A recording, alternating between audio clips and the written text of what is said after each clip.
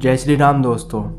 कभी कभी हमें किसी की मदद करना भी बहुत महंगा पड़ जाता है, पर अगर ऐसी स्थिति में सामने कोई प्रेत या बुरी आत्मा हो तो आपकी जान भी जा सकती है।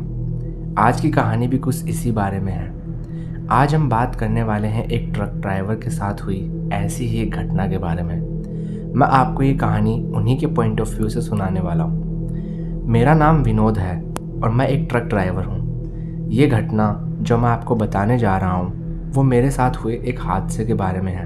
वो घटना मैं जब भी याद करता हूँ या किसी को बताता हूँ मुझे वो दिखने लगती है। वो भयानक चेहरा, उसका खून से सना हुआ शरीर और उसकी बिना पुतली वाली सफ़ेद आंखें। ये घटना 2004 की है, जब मैं बेंगलोर से पुणे आ रहा था। वैसे तो हर बार एक हेल्पर साथ होता है, पर उस रात मैं अकेला ही था। मुझे ट्रक चलाते उस समय लगभग 6 साल हो गए थे, तो मुझे अच्छा एक्सपीरियंस हो गया था। पर आपने वो बात तो सुनी ही होगी, जो होना है वो होके ही रहता है, बस एक बहाना मिल जाता है। उस रात हल्की आवाज़ में बजते गानों में खोया मैं ट्रक चला रहा था। रात के करीब 11 बज रहे थे कि तभी मेरी नज़र नीचे सड़क के किनारे खड़ी एक औरत पर पड़ी। उसने हाथ में एक झोला पकड़ा हुआ था और वो मेरे ट्रक की तरफ ही देख रही थी। शायद वो लिफ्ट मांगना चाहती थी, पर मेरी स्पीड तेज़ थी और मैं उससे आगे निकल गया। पल भर की इस घटना को मैं अगले ही पल भूल चुका था। वहाँ से मैं करीब 1.5 से 2 किलोमीटर ही निकला था कि मुझे किसी के फुसफुसाने की आवाज़ सुनाई दी। एक पल के लिए लगा जैसे मेरे कान में कोई कुछ बात बताना चाहता है, पर अगले ही पल लगा जैसे कोई मंत्र पढ़ रहा हो। मैंने अपना ध्यान उस आवाज़ से हटा सामने सड़क पर किया, लेकिन सिर्फ कुछ ही पलों बाद वो आवाज़ फिर से आने लगी। मेरे ट्रक में गाने बज रहे थे, फिर ऐसा कैसे हो सकता था कि मुझे गानों के अलावा कोई दूसरी आवाज़ सुनाई दे। और तो और मेरे साथ ट्रक में कोई दूसरा इंसान भी नहीं था जो बोल रहा हो। मैंने एक बार फिर से अपना पूरा ध्यान सड़क पर किया, लेकिन वो आवाज़ें थमने का नाम ही नहीं ले रही थी। अंत में मैंने सोचा कि शायद ट्रक चलाते चलाते थक गया हूँ और मुझे ट्रक साइड में रोक कर थोड़ा इधर उधर टहल लेना चाहिए। ऐसा करूँगा तो मेरे हाथ पैर खुल जाएंगे और शायद मैं थोड़ा फ्रेश फील करूँगा। मैंने सड़क किनारे ट्रक रोका और नीचे उतर अपने हाथ पैर थोड़ा इधर उधर घुमाए।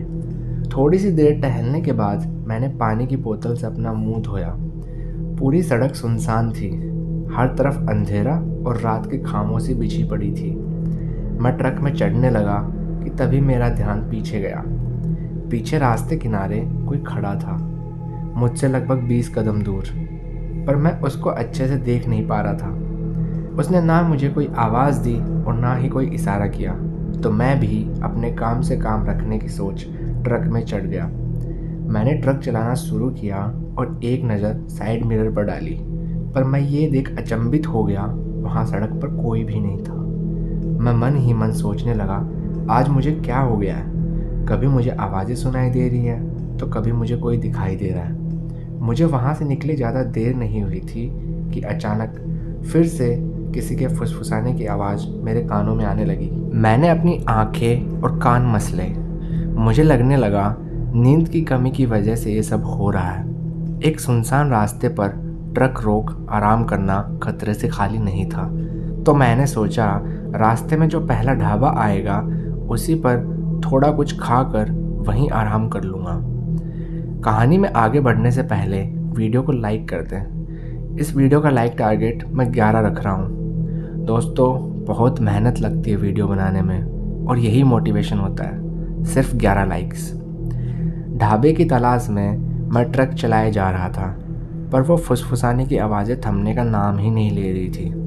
मैं जब जब अपनी पलकें झपका रहा था तब तब एक काला साया पल भर के लिए मेरे सामने आ रहा था। उस समय मुझे बहुत अजीब लगने लगा, क्योंकि ऐसा नहीं था कि इतने लंबे सफ़र पर मैं आज पहली बार निकला था। आज से पहले भी मैंने रात रात भर जाग कर ट्रक चलाया था। इसी असमंजस स्थिति में अचानक से मेरा ध्यान रास्ते पर गया। मुझे वो रास्ता पूरा अनजान लग रहा था जैसे मैं गलत रास्ते आ गया था। उस समय मुझे कुछ समझ नहीं आ रहा था कि मेरे साथ क्या हो रहा है। मेरे सामने दो रास्ते थे, या तो मैं उसी रास्ते जाता रहूं या फिर पीछे मुड़ सही रास्ता ढूंढूं। मैंने ट्रक पीछे मोड़ा और पीछे की तरफ चल दिया। मैं कुछ ही दूर चला था कि मैंने देखा रास्ते पर एक औरत खड़ी थी। देखने से लग रहा था कि वो कोई 25 से 30 साल के बीच की होगी। वो मुझे ही घूरे जा रही थी। मेरे दिमाग में ख्याल आया, इतनी रात को ऐसे सुनसान रास्ते पर ये औरत क्या कर रही है। जैसे ही मैं उसके नज़दीक पहुंचा, मुझे पता लगा वो पेट से है। मुझे उसकी हालत देख थोड़ा बुरा लगा। उसने सफ़ेद रंग के कपड़े पहने थे। मैंने उसके पास ट्रक रोक कर कहा, ए लड़की, इतनी रात को यहाँ अकेली क्या कर रही हो? पर उसने कोई उत्तर नहीं दिया। मैंने उससे दोबारा पूछा, बताओ तो, इतनी रात में यहाँ क्या कर रही हो? वो बिना कोई प्रतिक्रिया दिए बाहर ठंड में खड़ी बस मुझे घूरे जा रही थी।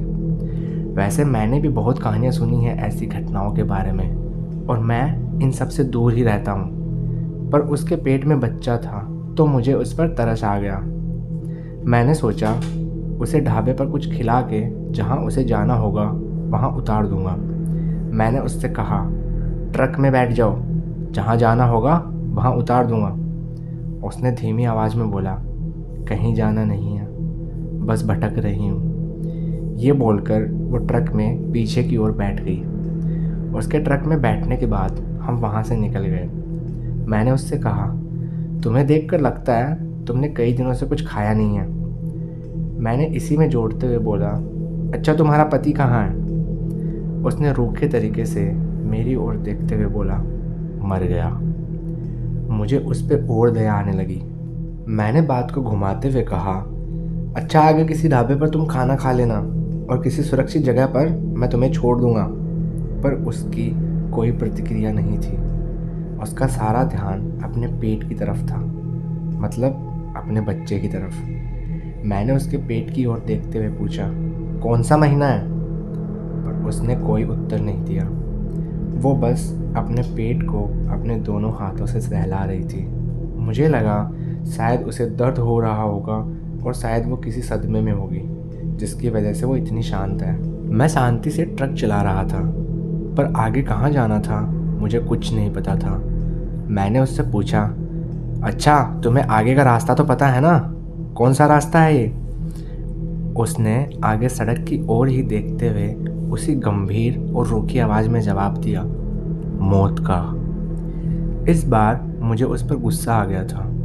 मैंने थोड़ी तेज़ आवाज़ में उसे डांटते हुए कहा, अजीब हो तुम, एक तो मैं तुम्हारी मदद कर रहा हूँ, ऊपर से तुम हो हर बात का उल्टा जवाब दे रही हो।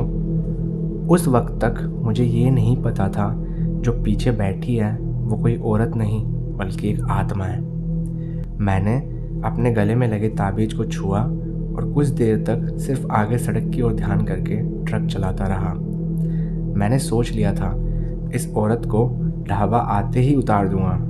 कुछ देर बाद जब मैंने अपना पैर ब्रेक से हटाया तो पाँव में मुझे कुछ चिपचिपा सा महसूस हुआ। मैंने झुककर नीचे देखा तो कैबिन में हर तरफ खून ही खून फैला पड़ा था। यकायक मेरे मुंह से निकला, इतना सारा खून। तुरंत ही मैंने पीछे मुड़कर देखा तो पीछे कोई नहीं था। मेरा दिमाग चकरा गया। वो औरत पेट से थी, कहीं ये उसी का तो खून नहीं? पर वो अचानक से कहाँ चली गई? कहीं ट्रक से कूद तो नहीं गई? मैंने ट्रक रोका और नीचे उतर कर देखा तो वो वहीं थी। वो घुटनों के बल बैठी दर्द से करहा रही थी। मैंने उससे पूछा, क्या हो गया? उसका ध्यान मेरी तरफ नहीं था। उसकी गर्दन बस नीचे झुकी हुई थी। उसी वक्त उसने अपना एक हाथ ऊपर उठाया। वो हाथ देख मेरे रोंगटे खड़े हो गए। उसका पूरा हाथ खून से सन था। उसके हाथ में एक खंजर भी था। मैं कुछ सोच पाता उससे पहले ही उसने वो खंजर अपने पेट में ज़ोर से मार दिया। ऐसा करते ही उसने बहुत ही ज़ोर से एक दर्द भरी चीख निकाली। वो चीख इतनी भयानक थी, मेरे सर से पैर तक करंट दौड़ गया। मैं किसी भी फालतू के झमेले में नहीं पड़ना चाहता था, पर उसे रोकना भी ज़रूरी था। इसलिए मैं बहुत ही तेज़ी से उसकी ओर बढ़ा। इतने में ही उसने दोबारा खंजर हवा में उठाया, पर इस बार वो कुछ कर पाए उससे पहले ही मैंने उसका हाथ पकड़ लिया। उसके हाथ का स्पर्श बहुत रूखा और बेजान था। उस वक्त मेरे दिमाग में सिर्फ यही चल रहा था कि इसे जल्द से जल्द अस्पताल पहुंचाना होगा। मैं कुछ कर या बोल पाता उससे पहले ही उसने फिर से एक चीख निकाली और हवा में ही किसी कठपुतली की तरह खड़ी हो गई। वो चीख इतनी डरावनी थी, एकाएक मेरे दिल की धड़कनें भी मुझे सुनाई देने लगी। चेहरा इतना भयानक था कि कमज़ोर दिल इंसान देखते ही मर जाए। उस वक्त मैं जान चुका था वो कोई नॉर्मल औरत नहीं थी, वो कोई आत्मा या चुड़ैल थी। उसके कपड़े पूरी तरह फट चुके थे, वो पूरे खून में सने थे। उसके शरीर पर बहुत जगह घाव थे और उन सभी घावों से खून बह रहा था।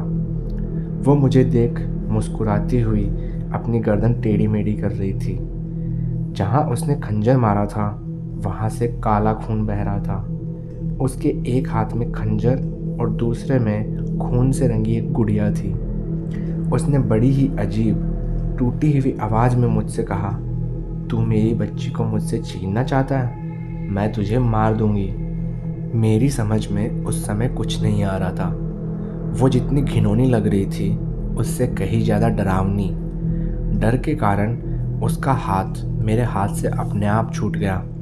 मेरा दिमाग अंधेरे से घिरता हुआ चला गया। मेरे चारों तरफ डर और अंधेरे का सन्नाटा छाया हुआ था, लेकिन मैंने हिम्मत नहीं हारी। किसी तरह खुद को संभाल मैंने वहाँ से भागना शुरू किया। मैं बस भागे जा रहा था।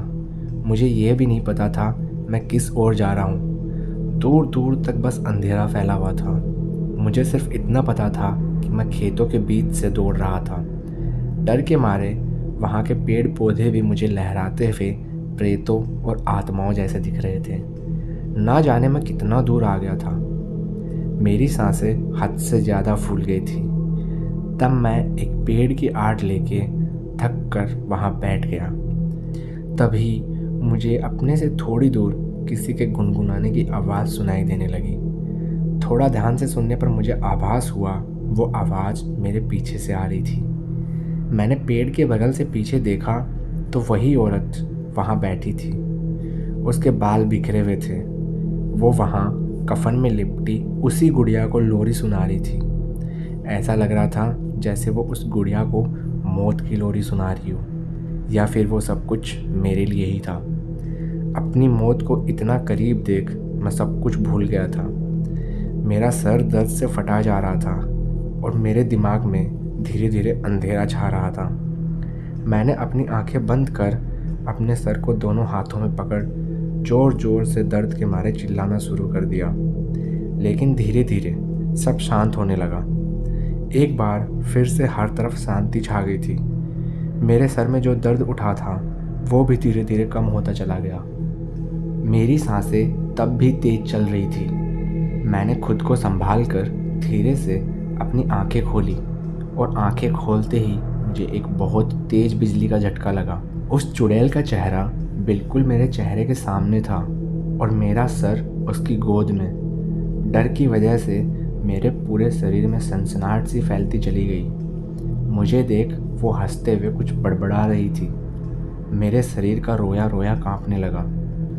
उस समय मेरे हाथ में कुछ नहीं था। मैं वहाँ से उठना चाहता था पर उठ नहीं पा रहा था, ना मैं चिल्ला पा रहा था। मैं बेबस हुआ किसी गुड़िया की तरह उसकी गोद में लेटा था। मैंने स्वीकार कर लिया था कि अब मेरी मौत तय है। मेरी आंखों के सामने अंधेरा छाता जा रहा था। आखिरी वक्त मैंने अपनी दाईं ओर से किसी को मेरी ओर बढ़ते देखा था। उसके बाद मैं एक अलग दुनिया में चला गया था, शायद मौत की दुनिया में। वो एहसास भी बहुत डरावना था। जब मेरी आँख खुली तो मैं अपने ट्रक के पास पड़ा था। मेरे आसपास काफ़ी लोग खड़े थे। वो लोग मेरे बारे में ही बातें कर रहे थे। मुझे होश आते ही उनमें से ही किसी एक ने मुझे उठाकर पेड़ का सहारा देके बिठा दिया और ऊंची आवाज़ में मुझसे पूछने लगा, भाई ठीक तो हो ना? कैसे हुई ये हालत? मेरे चारों तरफ खेत थे और खेतों में कोहरे की चादर थी। सभी लोगों ने चादर ले रखी थी। उन्हीं लोगों के बीच से एक आदमी मेरी ओर बढ़ा। उसका पहनावा भी बिल्कुल उन लोगों जैसा ही था, पर उसके चेहरे पर एक अलग ही तेज था। मेरे पास आकर उसने कहा, आराम पूरा हो गया हो तो चलते हैं, देर हो रही है। मैं ये सुन हैरान हो गया था। ना जाने वो कौन था और मुझे ऐसा क्यों बोल रहा था। उसने वहाँ खड़े लोगों से बोला, डरने की कोई बात नहीं है, रात को इसने ज़्यादा पी ली थी। ना जाने हजम नहीं होती तो लोग इतना क्यों पीते हैं। चलो अब ज़रा हटो और रास्ता दो। और वो आदमी मुझे उठाकर मेरे ट्रक के पास ले गया। उसी ने सहारा देके मुझे ट्रक में बिठाया। अब तक भी रात की उस बात का असर मेरे दिमाग में था। सब कुछ एक नशे जैसा था। मैंने उस आदमी से पूछा, आप कौन? उसने कहा, पहले यहाँ से गाड़ी तो निकालो। मैंने आसपास देखा तो लोग हमें घूर घूर कर देख रहे थे। मैंने ट्रक को चालू किया और वहाँ से निकल पड़ा। कुछ दूर आगे जाने पर उस आदमी ने मुझे बताया कि वो काली माता का एक पुजारी है जो गांव-गांव घूमकर शमशान साधना करता है। कल रात भी वो शमशान साधना कर आगे जा रहा था कि तभी उसे मैं दिख गया। उसी ने मेरी जान बचाई थी। उसने बताया वो एक भटकती आत्मा थी और जाने अनजाने में मैं उसके दायरे में चला गया था। वो मेरी जान लेना चाहती थी और उस आदमी ने मुझे उस आत्मा के चंगुल से छुड़ाया था। मैं बच तो गया था, पर उसने मेरे अंदर यूं घर कर लिया था कि जब भी वो मुझे याद आ जाती थी तो वो मुझे दिखने लगती थी। और आज भी वो सारा अनुभव याद करके मेरे रोंगटे खड़े हो जाते हैं। कहानी कैसी लगी मुझे कमेंट करके ज़रूर बताएं। आपको और कैसी कहानियाँ सुननी है ये भी बताना। चैनल को सब्सक्राइब ज़रूर से करना और वीडियो को अपने दोस्तों के साथ शेयर करना। मैं मिलता हूँ अगली वीडियो में। जय श्री राम।